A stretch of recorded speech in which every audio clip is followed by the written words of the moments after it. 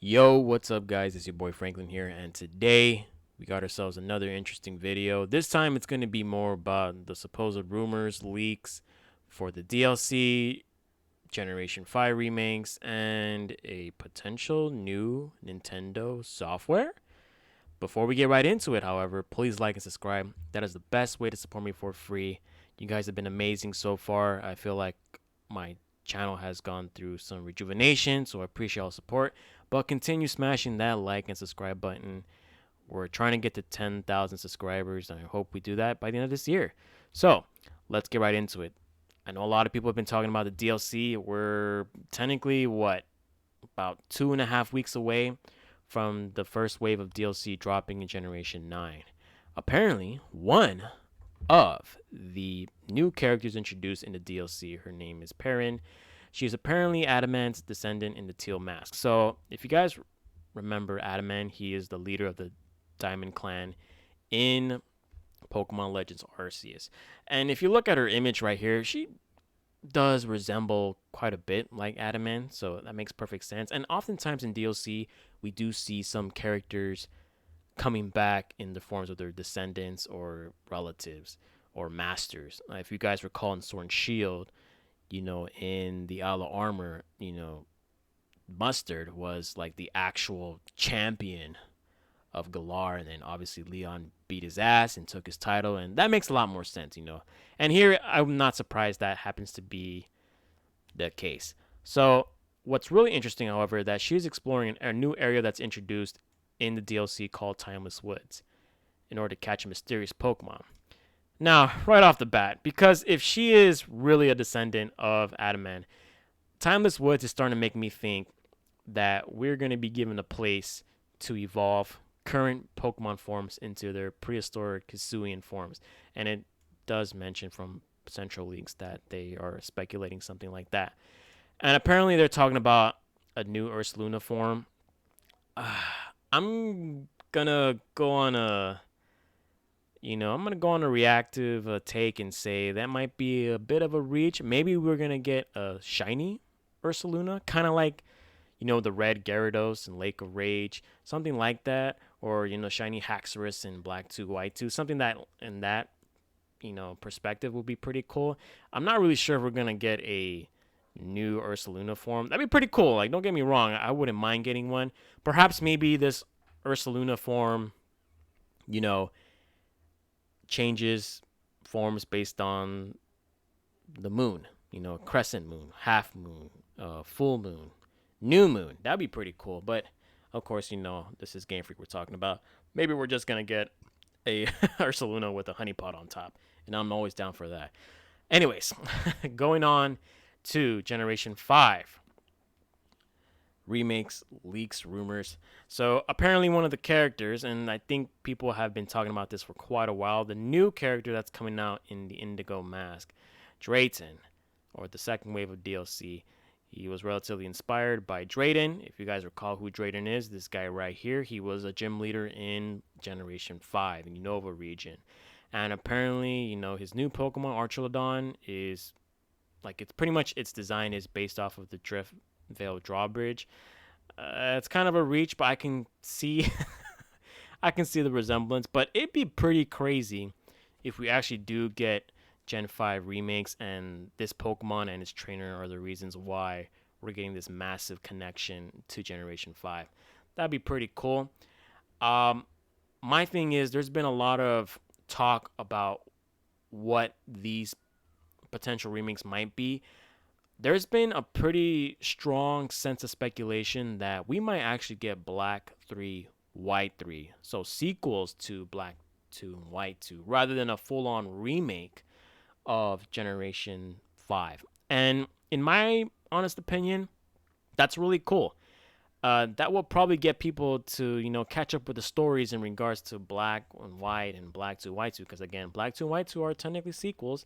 But I really do hope that if there is indeed a Black 3 White 3, they transition a smooth story into Nintendo Switch. And hopefully we do get a much more powerful Switch, which I'm about to talk about on the next topic here.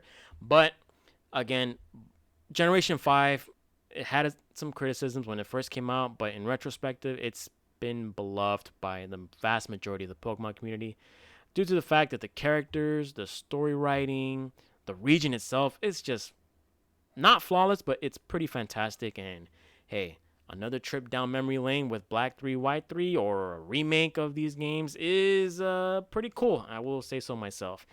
Speaking of the next rumor, and this one, interesting. Oh, by the way, before we get into this one, if you want my opinion on when these games might release, I would probably say after both releases of DLCs for Gen 9 are out.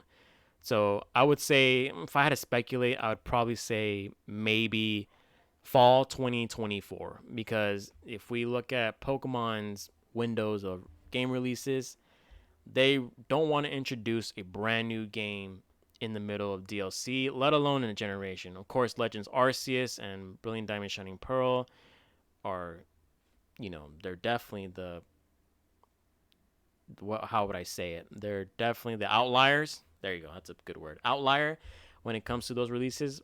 But I do see these games, if they do exist, come out next year, fall 2024. So there you have it.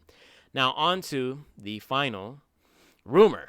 Apparently, I don't know who this person is, but they heard some rumors recently that Nintendo maybe showed / maybe discussed the new Switch behind closed doors to select press conferences or press members, devs at Gamescom. Full reveal leaks may be relatively imminent. Now, obviously, is there any truth to this? Maybe. Could it be possibly more wrong than right? Yeah, sure. But here's the thing. The Nintendo Switch has been out officially over 7 years. It's been there for 7 years. So it's kind of following the same timeline for a lot of these Nintendo software products, at their tail ends. I mean, it's coming to an end. I really do hope that we do get a Nintendo Switch 2 or a Pro, because the current Nintendo Switch, you guys can definitely see from the current games that are being played on that, while some of the games do look really good and really crispy, others have not. And some people have blamed the Nintendo's limiting software on Nintendo Switch of causing problems. But you got to remember, we had to go through a COVID-19 pandemic, and there's been a lot of shortages of technological stuff like the GPUs. There's been processing chips, graphics, memory cards. All that kind of stuff has kind of slowed down any potential production for any console. I mean, not just in video games in particular, but also cars, video game card graphics, computer card graphics. It's hurting everybody. I mean, I do hope that Nintendo has finally decided to advance themselves quite a bit by hopefully showcasing the next Nintendo Switch.